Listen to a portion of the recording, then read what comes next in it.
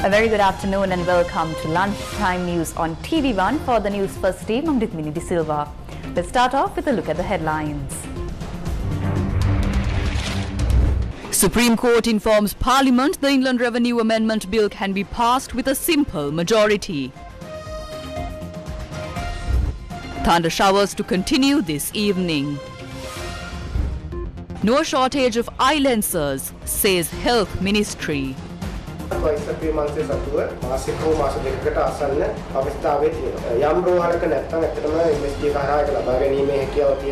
63% of A-level students receive university admission. Sri Lanka-Afghanistan Asia Cup match in Pakistan today. On to our top story for this bulletin.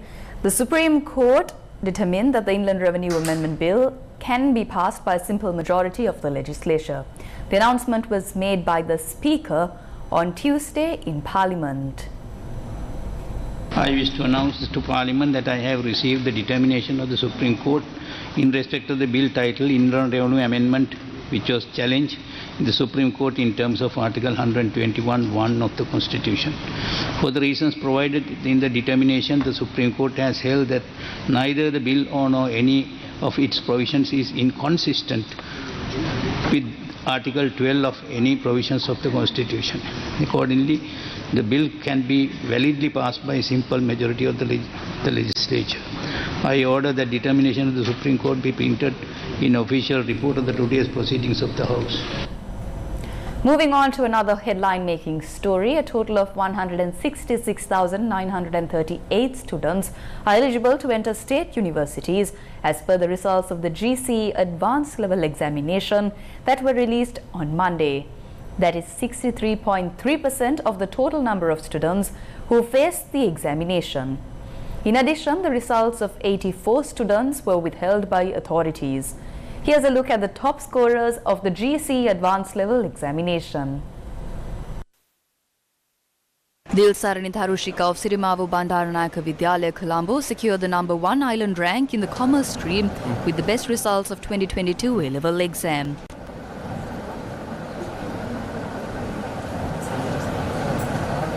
Maneth Banula Pereira of Royal College, Colombo secured the best results in the physical science stream.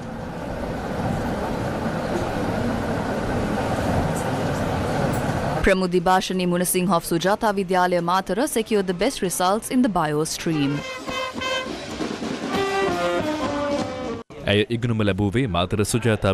Sachini Satsarani from St. Joseph's Girls College, Kegol secured the best results in the arts stream. Samudita Nayana Priya of Richmond College, Gaul secured the best results in the engineering technology stream.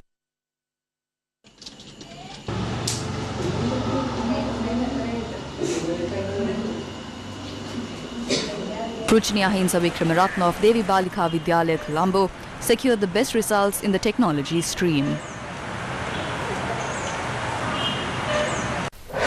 News first with the people.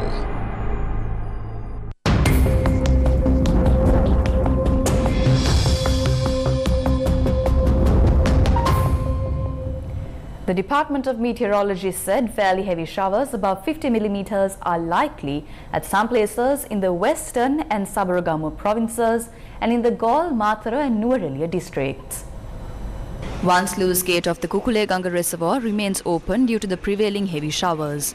News First correspondent said a water capacity of 23 cubic meters per second is released to the Kudaganga. Many low-lying areas in Bulletin are still inundated due to the Kudaganga overflowing, and the Bulletin Molkava main road is inundated at the Atambagas junction and Naliadda.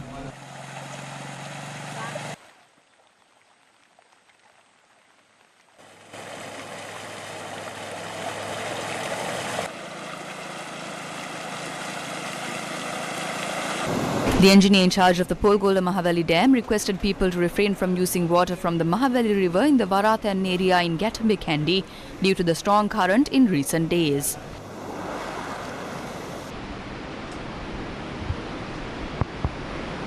Vehicular movement along the Kurunagala-Dambulla main road was disrupted after a tree fell onto the road near the Omara Gula school. The road was later cleared and vehicular movement has returned to normalcy.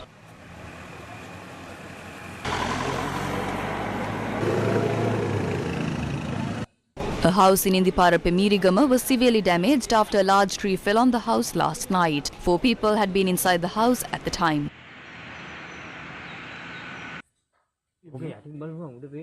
News First correspondent said a child in the house was admitted to the Mirigama Base Hospital after sustaining minor injuries. An accident was reported early this morning in the Balagol area in Pallekele, Kandy due to the prevailing heavy showers. The accident was reported when a car travelling from Kandy to Digana slipped off the road. No one was injured in the accident. A side ledge of the Nippon Buddhist Centre in Meegahatha and Namatugama collapsed last morning due to the heavy showers experienced in the area. No one was injured in the incident.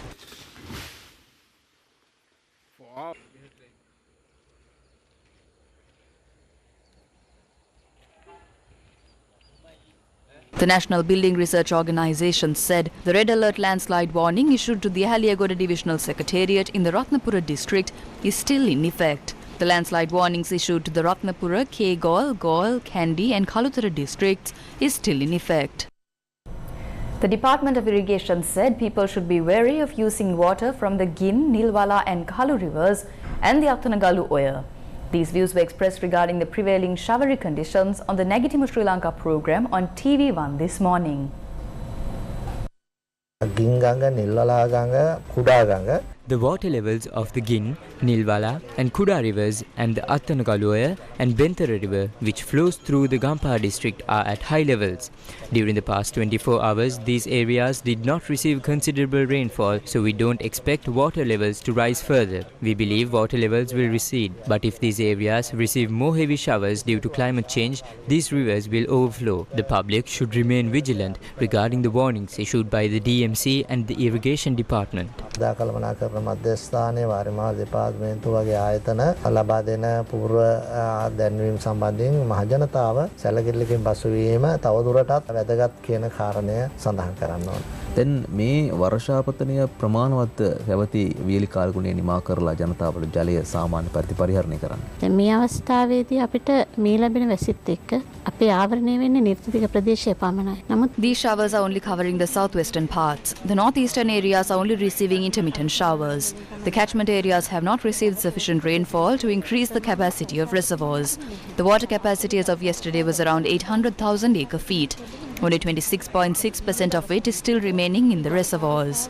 අක්කර අඩි ලක්ෂ 8ක් විතර වගේ ප්‍රමාණයකට තමයි තිබ්බේ. මේ මුළු ජලධාරිතාවෙන් 26.6ක් විතර වගේ ප්‍රමාණයක් තමයි තවම තියෙන්නේ අපේ ජලාශවල. 60,930 acres of paddy fields have been damaged due to the arid weather. The Minister of Agriculture said over 62,000 farmers have been affected. The Agriculture Ministry said the highest amount of damage is reported from the Kurunegala district with 26,654 acres damaged. The second worst affected area is the Udawalaga region with 14,810 acres of paddy fields damaged. Bean plantations in the Maspan agrarian zone of Uva Paranagama have been destroyed due to the arid weather. The farmer said the yield was low due to the yellowing of leaves and the pods not growing properly. The farmer said as a result, selling the bean harvest at economic centres has also become an issue. More than 300 farming families who cultivated beans by incurring a large cost are suffering due to this situation.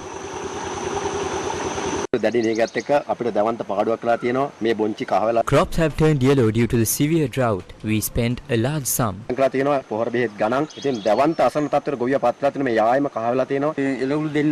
can't sell it. Farmers are severely burdened.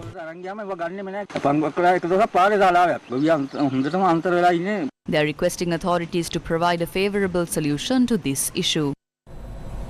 Moving back to another story from Parliament today.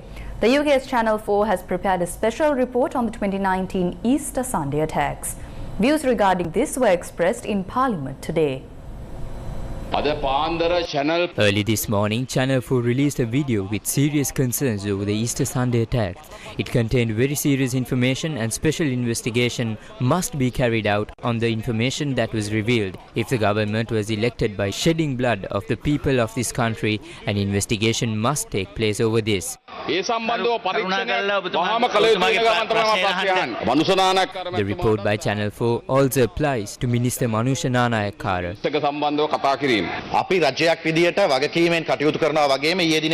As a government, we operate responsibly. At the cabinet meeting, a decision was reached on the appointment of a Parliament Select Committee, and the announcement will be made in due course. In addition, the cabinet also discussed on seeking international assistance for any investigation when necessary. The government will not take a step back from implementing such measures. However, as an MP who raised concerns over this, even when in the opposition, I must note that such Channel 4 videos are often released ahead of the UNHRC sessions in Geneva. Take a look at this period. The UN General Assembly is to take place soon, and this video is released ahead of it. The contents in this video must be examined. Had such a meeting taken place? However, if Gotabaya Rajapaksa was elected according to the alleged statement made by Suresh Saleh, as quoted by this Maulavi, or whatever his name is, it is also disappointing to note that the cardinal who told to vote for Gotabaya Rajapaksa, as well as those who wept, are also stakeholders of that election campaign. This is my personal view. අපිට මෞලවිද මන් දන්නේ කවුද කියලා කෙනෙක් මත කටයුතු කරනවා නම් එහෙනම් කනගාටුයි කියන්න ඒ සිද්ධියෙන් පස්සේ කාදිනල් උන්නාන්සේ උදේ පාන්දර ගිහිලා ඡන්ද දෙන්න ගෝඨාභය රාජපක්ෂට කියලා කිව්වේ මූණේ අත ගහගෙන අඬාඬ මේ සම්බන්ධයෙන් මතවාදයක් ගොඩ නැගුවේ එහෙනම් ඒ සියල්ලට ඔය අඬපු අය මේ විදියට වැඩ කරන්න කියපු අය මේ ඉලෙක්ෂන් කැම්පේන් එකේ කොටස්කාරයෝ වෙන්න ඕනේ එහෙමනම් මේ පදනමෙන් යනවනම් ඒක මගේ පුද්ගලික මතය ජනාධිපතිවරණයට ඉදිරිපත් වුණු අපේක්ෂකෙක් මම එතකොට ජනාධිපතිවරණයේදී මේ cardinal I contested the presidential election as a candidate. It is said that during the election period, the cardinal called for people to vote for Gotabaya Rajapaksa. If that is the case, not only His Eminence, the cardinal, the Catholic community and the people made the appointment of the trust placed on Gotabaya Rajapaksa to address the issues of the national security. However, it is shameful to note that an overseas media investigation is informing the local authorities to trace the masterminds of the Easter attacks. Do we need international advice for this? Don't the rulers have any form of sensitivity to trace the truth? It does not matter to me if the cardinal told to vote against me. If such a statement was made, it was made in pain. The Catholic community still suffers from that pain. කමක් නැහැ කාඩිනල්තුමා මට විරුද්ධව ඡන්ද දෙන්නේ කිව්වට. එහෙම කිව්වනම් ඒ කිව්වේ හිතේ තිබුණු වේදනාවට. කතෝලික ප්‍රජාවගේ අදටත් ඒ වේදනාව තියෙනවා. හැමදාම නෑ මේ එහෙම නතර කරන්න බෑ. එහෙම නතර කරන්න බෑ අවස්ථාව වෙන්න. නෑ අවස්ථාව වෙන්න. අවස්ථාව වෙන්න. මේ පාස්කු ප්‍රහාරයට වගකිව යුතු මහමොල කරුවන් මම කියනවා මේ රටේ පරීක්ෂණ කරා විසඳන්න බෑ. I say that the masterminds of the Easter attacks cannot be traced by local investigations. We need an international investigation. We need an international inquiry. Do not insult His Eminence the Cardinal. Do not insult the Catholic community and the priests. These people had the pain to come to power. They used it and shed crocodile tears over the Easter attacks. All of them, including you, have spoken about the Easter attacks on stage. Did you hear words from it? Do not insult the Cardinal, the bishops and the Catholic community. We need an international investigation, and I wish to know if this government has the courage for that. ඒ නිසා මම කියන්න කැමතියි මේ කාඩිනල්තුමාට කතෝලික ප්‍රජාවටත් කතෝලික අගර රදගුරුතුමන්ලටත් අපහාස කරන්න එපා. වහාම ජාත්‍යන්තර පරීක්ෂණයක් අවශ්‍යයි. ඒ ජාත්‍යන්තර පරීක්ෂණය ක්‍රියාත්මක කරන්න මේ රජයට කොන්දක් තියෙනවද නැද්ද කියන එක මම අහන්න කැමතියි. In other local news, the Joint Committee of Supplementary Medical Services convened a media briefing in Colombo and expressed views regarding the procurement of process for eye lenses. සිකාජ සඳහා ටෙන්ඩරයක් නිකුත් කරා විධිමත් පරිදි මේ ටෙන්ඩරේ ක්‍රියාත්මක වුණා නම් අපිට අක්ෂිකාච ගන්න පුළුවන්. A tender was issued for eye lenses. If it was carried out in the proper manner, we could have purchased lenses for between 8,000 to 9,500 rupees. But the tender was cancelled. But we are not looking into why it was cancelled or those responsible, because we don't consider it important. But the Sri Lankan government incurred a loss of between 200 to 300 million due to this cancellation. We agree there is an urgency to make a local purchase or emergency purchase when this is said to be an urgent requirement after seeing newspaper reports. But the lenses that could be purchased for between 8,000 to 9,500 rupees can go up to between 20,000 to 30,000 under emergency purchases. So don't consider this a random emergency purchase. හදිසි මිලදී ගැනීම වලදී 20,000 30,000 අතර ගණනකට යා හැකි. ඒ නිසා මේක අහම්බෙන් සිද්ධ වෙන හදිසි මිලදී ගැනීමක් විදිහට සලකන්න එපා. The Minister of Health emphasizes that there is no shortage of eye lenses and that cataract surgeries are carried out as usual in the country's hospital system. In addition to the existing stock, 2 orders for future needs have already been issued by the National Medicines Regulatory Authority to the supply providers. Apart from that, the prices for 11 different types of eye lenses have been called and the prices will be submitted to the Departmental Procurement Committee after technical evaluation. When the procurement decisions are made by the Departmental Procurement Committee, we have the ability to place orders for them as well.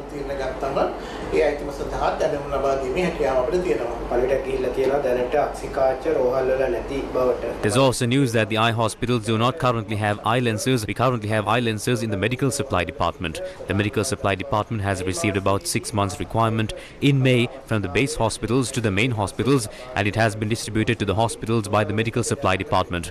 Apart from this, the medical supply department already has a requirement of 1 or 2 months. We have currently distributed about 50,000 of the 6-month requirement received through the Asian Development Bank to the hospitals. If not at a certain hospital, it is possible to get one through the MSD at any moment of need. In more local news, Minister Roshan Ranasinghe says that in order to overcome the prevailing crisis in the country, it is vital for the country to unite and work towards the betterment of the nation. අපි 77න් පස්සේ ආපු පාලනයත් එක්ක අවුරුදු 45ක පාලනයේ ප්‍රතිඵල එක්ක එකතු වෙලා මේක බිත්තියටම හේතු වෙලා තියෙන්නේ. අද වෙලා තියෙන්නේ. Today we have no choice but to yield to the rules laid down by the IMF. New methods should be brought to the country. We should introduce our national policies. It is also important to introduce a new and effective way for public service. We need to introduce a program that promotes people based on their skills and not on seniority. A system of punishment and evaluation should be implemented. This is the way that will eventually lead to the reduction of inflation and will move the country forward. If not, these numbers will continue to rise and we will again be in debt to the rest of the world. In order to get rid of these difficulties and move forward, we all have to work together. මේ අමාරුකම නැති කරගෙන ඉස්සරහට යන්න අපි ඔක්කොම වැඩ කරන්න ඕනේ. Divi Savia, the second leg of the Divi Savia program to provide much needed school books and stationery items to school children in Sri Lanka. 6th of September, Kekirawa and Galimbindunuwava. Dai Daruwange Anagate Winuwin Divi Savia, LOLC Praja Satkaraka Mehevara.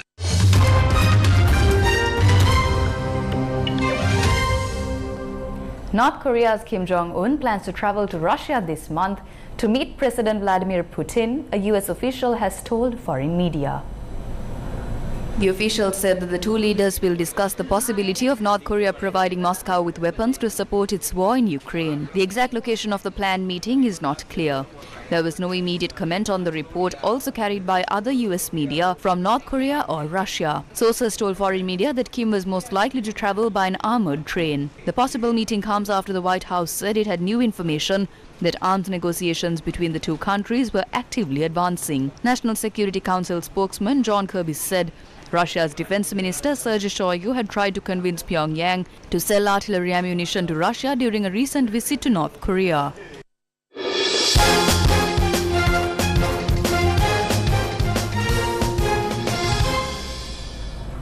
Afghanistan and Sri Lanka will clash in the last fixture before Super 4 stage commences in the ongoing Asia Cup 2023.